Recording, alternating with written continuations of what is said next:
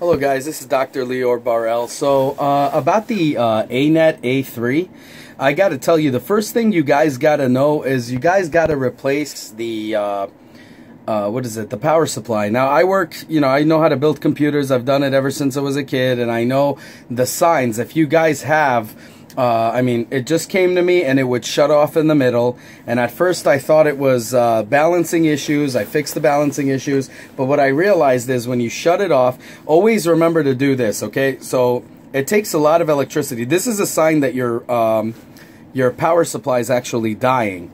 And what happens is it shuts off in the middle of a job and just like restarts the machine. So I kind of understood what's going on. If you are warming up the machine and you leave it on for a while, or let's say you printed out something, you pull out the shit and then you do it again, it's gonna stop in the middle most likely, okay? So the best thing to do is to shut it off completely, balance everything out, make sure everything works good, and then shut it off. Wait a while, wait about 30 minutes to an hour, I would say, just to be sure, and then start your print, okay? Do the warming up thing, and also push down the filament through the extruder, and you'll see it come and ooze down. Make sure the bed is all the way down so it could, go all the way down, and it'll have a nice little flow, and everything should be working perfectly and no problems. But that right there, to me, seems like an issue with the power supply. I really think that if you guys get even a cheapo power supply that's good. I'm going to be experimenting with a few. I've ordered some, so definitely stay tuned. Definitely subscribe, hit that bell, and get alerted when the new videos come out. But I ordered a few power supplies I want to test out first, and then the one that's the winner, that's going to end up on my thing, I'm gonna hit you guys back up, and I'm gonna see what's what. It's not gonna happen for a while right now because I'm gonna be away a little while, but by the time I get back, it's gonna come back. So I'm gonna do other reviews of other things, but so the power supply has to be replaced. Another thing I recommend is that you get yourself a tempered glass, like a bed. That you're gonna need that, because I've been replacing the tape, the painter's tape, so many times. I mean, it's just annoying. It's to get it right without seams and everything. So that's what you have to do, without seams.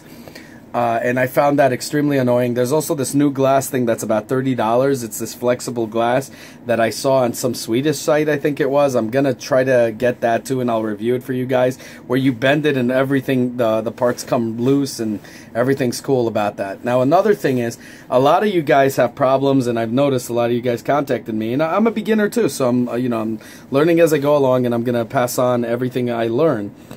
So it sticks to the bed. So what I figured would work out good for me is I set the bed on about 80 degrees to 100 degrees Fahrenheit. Once that thing gets really, really hot, the bottom starts to melt a little bit, I guess, because then it's so easy to stick, the scraper right underneath, and you pull it right out, okay? And you just like kind of take it out, and sometimes it comes out with the tape, and you have to clean it up, but who cares? The point is it's working. But again, like I recommend a glass bed. So that's another thing I would try to replace. The other thing is the thing that comes with the filament guide, like right in the back of it, and it comes with this little tube. I took it out because I think there's so much friction that every time you hear a tuck, tuck, tuck, tuck, when you hear that, that means the filament's not going in, it's not dragging it past the spool. Okay, there's not spinning. So what I did is, so far, I took that thing out, and as I showed you guys how I do it, in the other videos, I don't have that, and it goes directly just in. I'm gonna try to figure out a solution for that. Probably 3D print me a roller, and like clip it to the back of it or something. I'm gonna figure that out too. But it works for me that way. It just really works well for me. Now the other one was the balancing, as I was showing you guys with the all of that. It's kind of a bitch to balance, with the 4 screws. In is bringing it down, out is bringing it up. The only thing I can't figure out is for the glass. It's 3 millimeter. There's no spacer for the A3. So what I'm thinking of doing is I'm gonna try it once that new glass comes in, and I'm gonna try to screw the shit inside to make it go all the way down. Now, if that could happen, maybe there'll be enough space. If it won't, I'm gonna have to 3D print me something that is probably gonna work, or maybe put some kind of bolt or some kind of limiter myself, you know, make myself my own thing. But that's really the replacements that have to go in. And now again, I'm not taking it back. What I said, this thing is totally worth it for the money. If you look, they have other ones by other companies that have the same thing, about a 200 millimeter all around square, and those go for over $1,000. So to buy something for $100 and something dollars, or $200 or $300 is cheap as fuck. So you guys are getting a bargain, but just know when you're getting shit like this, it's good to invest, okay? And you're gonna need to invest in a better power supply. You're gonna need to do some work on it. Like when it came to me, it didn't balance. It was like the extruder was here, and the bed literally came here, and that was what it was when it was at home. Okay, so at first I didn't know what the hell I was doing. I'm like, is this how it prints? I'm like, I thought it was close the way I look at it. So I said, let me let it do its thing, and it was like, oh, it was a mess, obviously. So that's what you guys got to do. You got to bring it in and then put a piece of paper. Don't do a business card. The idiots that say do that, trust me, I've tried it. It's horrible to do that because their business cards are thicker. You got to go with printer paper, you know, regular paper. You just put it under, just have a little bit of a pull, and you're going to see it's going to come out really nice. What I've also noticed is the middle, the center, always comes out. Anything that you do in the middle of it is going to come out so perfect, but in the sides, if you don't balance it well, you're going to have some raises and some downs, you know, like bends, and you don't want to do that. So that's my thing on that. As far as software is concerned, there's this thing called here. I got a 30-day. I think I'm going to purchase the whole thing. It's by Autodesk, which I use Maya a lot. It's called NetFab.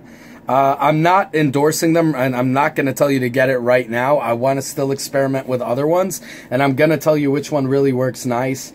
So far, because I'm used to using Maya 3D software, you know, before it was taken by Discrete took over, it was also an Alias product, and I'm kind of used to the controls in that. But I heard there's other good ones out there, so I want to check it out. I do not like Cura, whatever the heck it's called. There's issues with it. I mean, I printed stuff and it came out great, but I just find it like, at least I don't know how to cut things, you know, how to slice things. So things that, for instance, take the entire bed, I want to cut it into pieces and then do them like that and connect them together. And I don't know how to do it through Cura. I don't know. Maybe I'm doing something wrong. Maybe you guys could share with me something on that end. But, you know, that's really what it is. So replace the power supply, get a glass bed. I mean, they're cheap. Glass beds are like 20 bucks. Okay, or $30 if you get that bendable one, which I'm going to review if I decide to get it, which I think I am deciding to get it.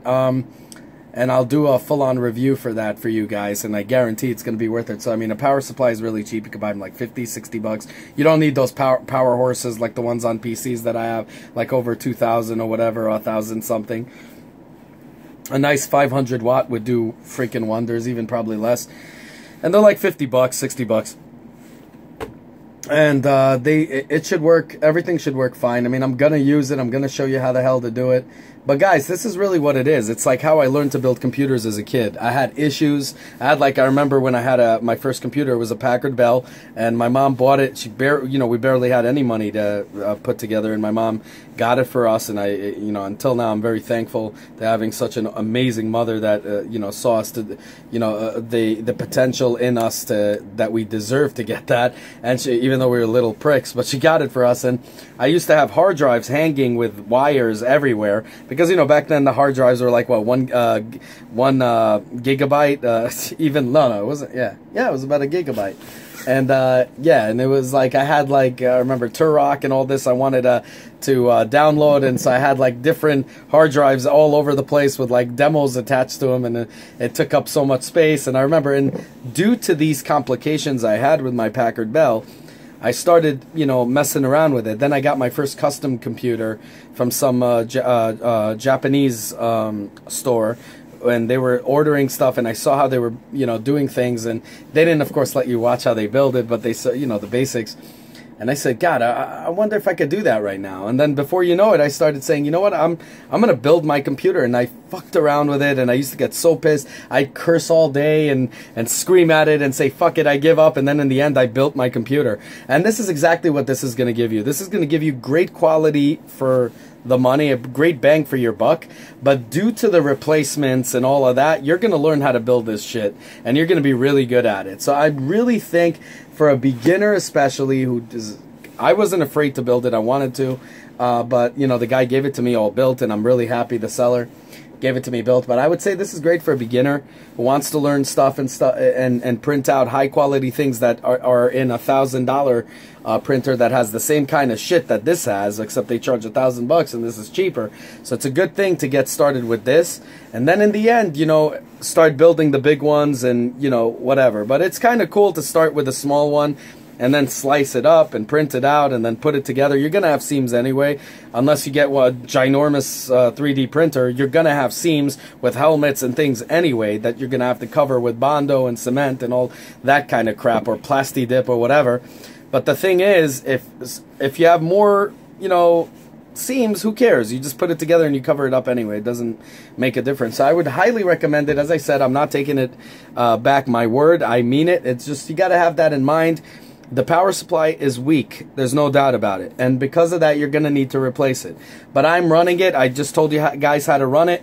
Close it off. Let it, you know, rest. Then do it, you know, like that. You don't leave it on for a long time heating and all of that, because it's sucking energy out from it, I guess, and it just shuts off. And that's a bad sign right there. But that's how you'll get the most of it till you get a power supply. Anyways, guys, let me know what you think. Comment below, definitely. Like, subscribe, hit that bell button so you guys get, you know, the alerts. And just let me know what you guys think. Have a good one, y'all. Take care. Bye.